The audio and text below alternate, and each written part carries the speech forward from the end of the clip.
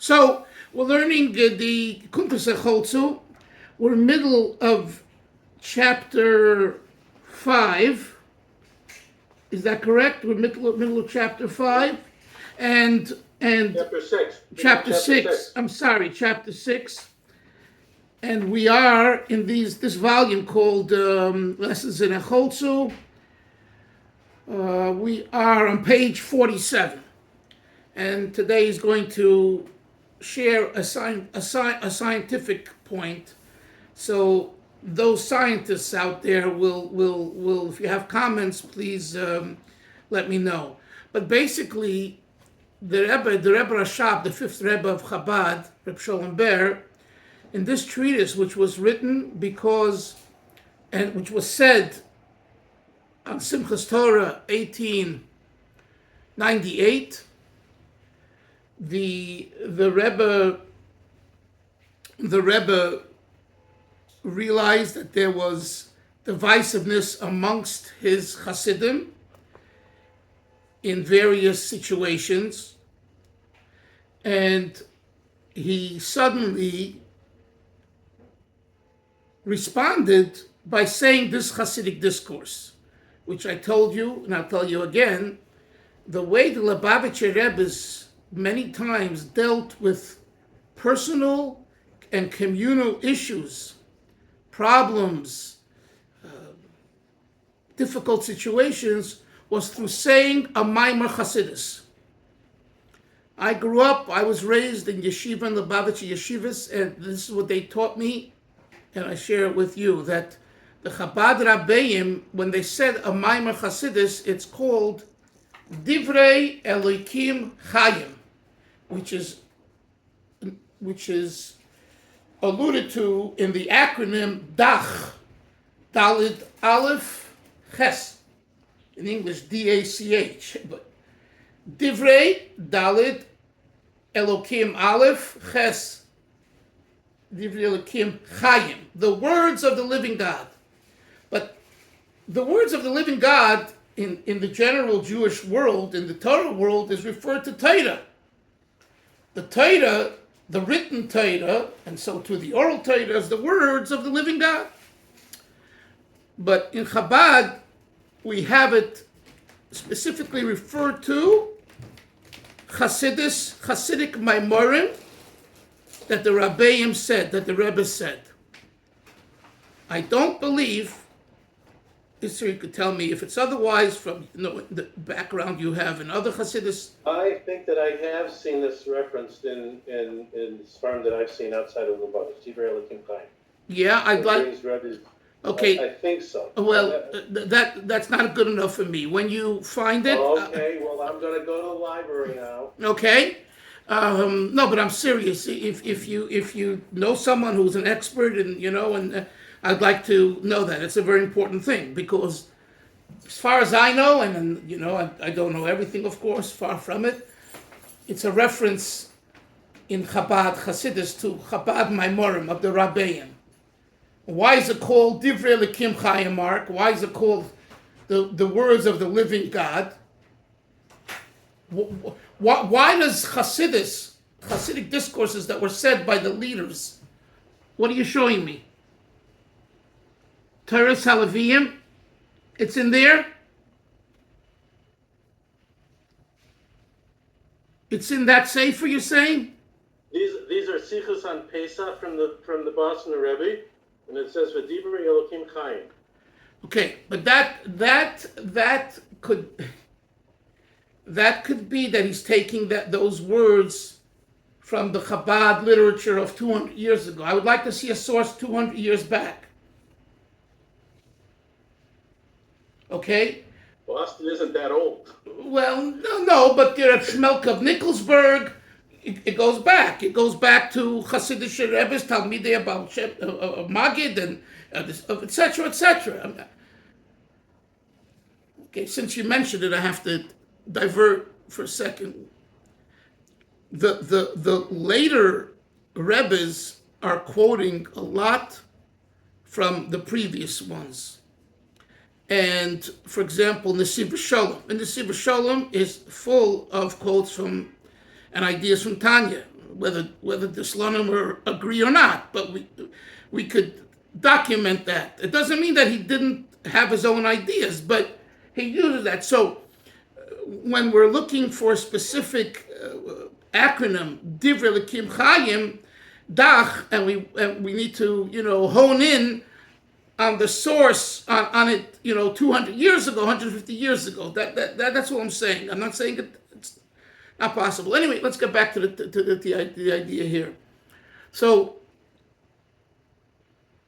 we have this idea throughout the lifetime of the Lubavitcher Rebbes, and I can't say that we know every mimer, what it affected and what it responded to in the communal, in the situation, in what was going on in the world. No one can tell you that, because the Rabbeim didn't say that generally. But there are times that we could put the two together. This mimer is one of those times, because this mimer specifically, the previous Rebbe, the son of the Reb Shalom Ber, gave us the history of why the Rashab said it on Simchas Torah. This is a pasuk in Parshas Matos in the book of Numbers in Bamidbar. It sequentially it's out of context, right? You don't say a mimer of Parshas Matos on Simchas Torah. So why it begs a question? Why?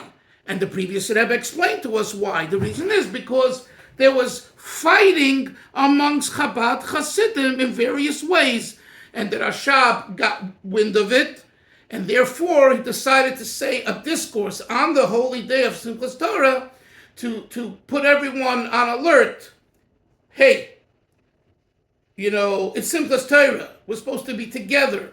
And then once he starts saying the Hasidus, of course, he goes into the origin with concepts of the world of chaos, the world of tikkun, correction, and details of soul powers, because the style of a Chabad Rebbe and Chabad Hasidus is not just to suffice with a question and answer. Lots of people want Chabad Hasidus to be question and answer. Well, you got the wrong Hasidus for that. In Chabad, it's the long, short way. You got to go long, right? Some of you invest in stocks. You got to be long. You're not long, you're going to lose your pants. Okay? You got to go long. And when you go long, then you have better results.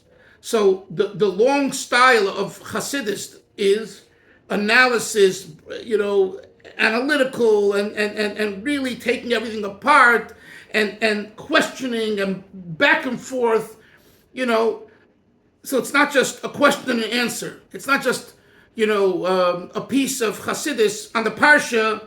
It says this and this in the pasuk, this and this. It's much more elaborate.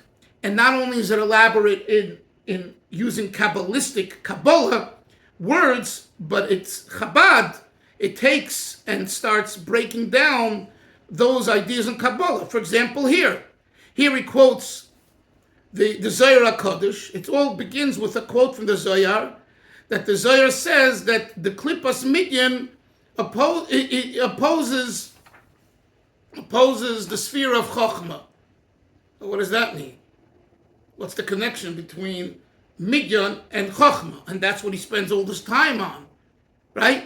So that's an example where in other Hasidic Svarim, it won't go that direction. It'll just quote the Zohar and then, give some avoda, practical advice how to deal with it, and and answer a question of the parsha, of the verse in the Torah portion that was problematic or enigmatic, etc., etc. And based on this explanation, we understand it, and that's the end of it. And that's why you'll find in many or most of Hasidic Svarim and texts much more of a more brief and concise explanation in an actual print to the particular passage and concept that the Chochmah Shleima, for example, the Rebbe of Radomsk, for example, which I've tried learning with someone until he said he doesn't learn Kabbalah in yeshiva. And I said, if so, we have to close the book because every other page has Kabbalah on it. Either you want to learn it and try to understand what he says or not. But be that as it may, that's the style of Noam Elimelech, Sfas Emes, etc., etc. So in a way, that Hasidic style is easier, is easier for the average person. The issue is that, if you aren't interested in explaining the connection between Midyan and Chochmah and just taking it at face value, you don't know what that means. You simply don't know what it means. It's like, for us Ashkenazim, saying Psalms, saying Tehillim, and we don't know the meaning of the words because it's so poetic. We do it anyway, every day, but we really don't know what it means because, it's a study. It's complicated poetry written by David HaMelech in many cases, and you need to study it. But it's become the Gemara says that whoever reads Tehillim, David HaMelech asked Hashem to accept the prayers of Tehillim like he's studying and understanding the deepest parts of Talmud. So that's the justification for just saying Tehillim. And the Sfardim have the same thing with reading Zohar, to read. Now comes along Hasidim, and they're studying Hasidus. And there's quotes constantly from Kabbalah. What does it mean? What are you just supposed to? I don't know what it means. So again, my study partner, who's a very special Jew but not a Chabadnik, another Chassid, he said I was taught not to look at that, so let's skip. So you end up skipping many times large parts of the particular piece of Chassidus that you're learning, and even if you don't skip it, you don't know what you're saying. But in Chabad, the style is, the teaching is, the method is, from the Alter Rebbe to our Rebbe, etc., over 200 years of hadracha, of instruction of how to learn Chassidus, is to dissect and open up and dialogue. Like the Rashab writes in his Kut Trisei Tzachayim, how you should learn Chassidus. Like he says Gemara. Just like Gemara. No one's going to tell you when Rashi or Tosfos bring a certain pshat to clarify, to clarify the Gemara, you'll say, well, it's not black and white in the Gemara. Thank you very much. Rashi and Tosfos are interpreting and explaining what the Gemara means. And without Rashi and Tosfos, for a true student of Talmud, you haven't studied. You just know words. You know lots of words. And you can even memorize pages, but you don't know what you're talking about. Because if you don't study Rashi and Tosfos, you really don't have the understanding of what the Gemara is really saying. Is it better to study Talmud without that? Of course, but nevertheless, you really don't have it, right? So the Rashab says that's the way you should study Chassidus. You don't, and here it's important because we're really delving into. Yesterday I mentioned 4 to 5 different levels of the faculties of the soul. Do you understand? You know how many days, hours, and months we spent on this in yeshiva? Years, and we're still grappling with it to understand it. I'm saying, it's a constant evolution.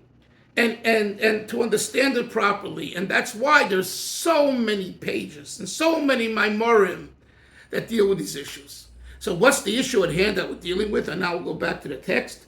And that is the idea that from the Nekuda, from the essence, from the point of Chochmah, it's enhanced by details. The details are not a contradiction to the Chochmah, but rather an enhancement of the Chochmah, meaning in Avoda, in service of God, the same thing, that multiplicity enhances the experience. It doesn't contradict the experience. In other words, Achdus, unity of God, and true unity is not shortchanged by multiplicity, but it's enhanced by multiplicity. And hence, what do we say, Chaim Zev, in the morning? Shema Yisrael Hashem Elokeinu Hashem Echad, not Hashem Yochid. Yochid means oneness. Echad is one in the sense of Aleph Ches Dalet. 8 Ches, 7 heavens and the earth, Dalet, the 4 sides of the world, are all part of the Aleph of Echad. That means there is a Ches, and there is a Dalet, and that's multiplicity, but that multiplicity is permeated with the Aleph. That's the same idea that it says here. Let's continue. Top of page 49. No, I'm sorry, we're not on 49. Page 47. Top line. We're like the 4 lines from the end of the first line on page 47. Mayim, for example, water, yesh behelim, it has concealed within itself, gami yesoid ha'esh, also of the element of fire. There's some aspect of fire in water. V'chein ba'esh, so in fire, yesh miyesoid hamayim, there's also an element of water. However, shubehelem mi'od, it's very concealed, betachlis, absolute concealment. Hahelem. The concealment is so concealed, is so hidden, that it's not palpable, it's not felt, and it's as though it doesn't exist there. Ukamoishu begilui, and the Rebbe says, and just as in its revealed state, hariyasoida mayim, the element of water, who mayim levad, is only water. V'yef shel eschabri klal in, next page, 48, and it can't at all join with fire, because it's water. V'chein ho'esh yef shel eschabri amayim, so too fire cannot join with water. This is because the fire within water is in the ultimate state of concealment. Even to itself, it's not recognizable. And I checked this out online scientifically. I saw that this is possible. Therefore, water cannot join fire. Because in its revealed form, humayim pshutim, it's simply water. And the same is true in the reverse regarding fire. Fire can't join water because in its revealed state, it's fire, not water. However, when you divide the water, then you're able, when water is broken into fundamental components, then the fire that's within it is extracted. It's extracted and revealed. So too, the fire within the water contained can be extracted. And this is the meaning. This is what it means when it's written in the book of creation.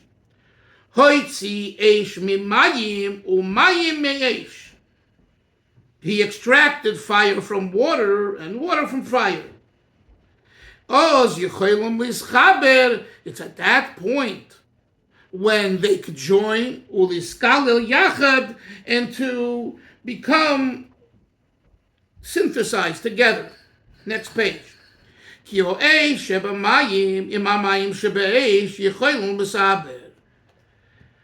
is the point, Chevre. Water and fire is on its own, in its revealed state, can't join.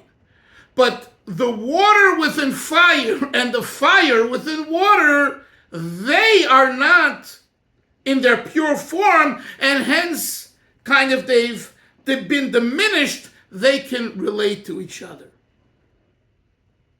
Right? Let's continue, because I think you'll make a nice analogy here. The moral. How do they join? By dividing into parts. And extracting and extracting the opposite power within it. So when you extract the opposite element within the main element, that extraction can combine itself with the other extraction because it's not as potent. And you see, exactly what he says next. Through this extraction, the power has been weakened. So because the element of fire and the element of water, as they are subordinates to the other, when they are extracted, they're not as powerful and potent. Therefore, they could get together. Negotiations. It's who you know. You bring the two leaders face to face, it's fire and water. It ain't going anywhere. You bring deputies, you bring negotiators, you bring people who don't, present that, leadership, but rather they represent them. There you can begin making the deal. Let's continue. And it's then that they could combine themselves. Stop. And what we understand from the above, the Hechaltzu, there's this division. It specifically causes the unity. I want to read now together note 40 on 49, the last paragraph. Thus, it is this division that is the cause of the mutual incorporation. With the examples in this chapter, the Rebbe Rashab illustrates the principle he stated in the previous chapter, that when entities are fundamentally one, division will enable a more perfect unity. As the different qualities exist within the essence of the soul, the level of nefesh noise koiches described above, they coexisted in a state of oneness. This was possible because their individual natures had yet to be expressed. When they are brought together and synthesized, next page, as explained here, they are joined in oneness, even as their different and opposite natures have been revealed. Kitzer, top of page 50. Within each of the essential powers, similarly within fire and water, and every element of existence, there is the antithesis. It exists in a concealed state. Even the opposite of its own exists there. Through a process of division, this hidden quality then can be revealed, and they could coalesce, achieving a more perfect unity. So this is a very interesting concept. That a few things. One is that what he says here, the way I understand it, is that only through the extraction of the opposite of the main element, being that it's not as potent, can it join with the opposite force. And if the koyach, so let's go back to the koyachs. Let's talk about the koyachs hanefesh, the faculties. The faculties of the soul, in its form, as we experience them in the heart, they can't join, because love is intense and passionate, and fear is distant, fearful, etc., and they don't work together. Right? Love is attraction, moving closer, and yira, fear, all is moving back, distant. You're either close or you're far. Make up your mind. That's at the level of the koiches of the nefesh, as the nefesh already is what we call bizgalus, revealed. But the Rebbe says, the higher level, nefesh noise koiches, even though I said it's only in concept, over there, because it's only in concept and it's not revealed, there is an ability for them to work together on some level. In other words, this is the point, Nashe. When you, from the perspective of the soul saying to itself, I know it's possible and it's good and it's right for there to be faculties. And that experience, the soul has no problem somehow seeing a coalescing of love and fear. When it comes to Gilui, they can't work together. They don't work together. But from the perspective of Nefesh Nois Koiches, they could work together because there the emphasis is on the Nefesh, not on the Koiches. In the state of the soul, where the emphasis is on the faculties, there the faculties are dominant. It's what we say in science, the dominant gene versus, I don't know what the word is, not the dominant gene, the subordinate gene, or if there's another word. The doctor, tell me, what's the word for the non-dominant gene? Is there a word for it? Recessive. Recessive. Recessive, thank you. So we have the recessive gene. So, again, I don't know if it's a good comparison, but I'm just speaking out loud. You tell me what you think. But the recessive gene is nullified to the dominant gene. So when that is the end all of the koyach, because the focus is on the soul, not on the koyach, they could live together. They could work together. Again, I don't know how it's in science. If that's a practical thing, I don't know. Maybe you do. But in the concept here, and the way I understand it in Avodah, is a very, very important one. We always think, listen to this, we always think that the palpable love and the palpable fear is where it's at. And on one hand, that's true. But Paul Mamish, Ava and Yira, do you love Hashem? Do you all have off? Bottom line, do you feel the Yom Roim are coming? Do you feel a Yira? Simchas Torah Sukkos, do you feel an Ava? Here, the Rebbe seems to be opening up for us the concept that really, that's not the goal. Why? Because over there, they contradict each other.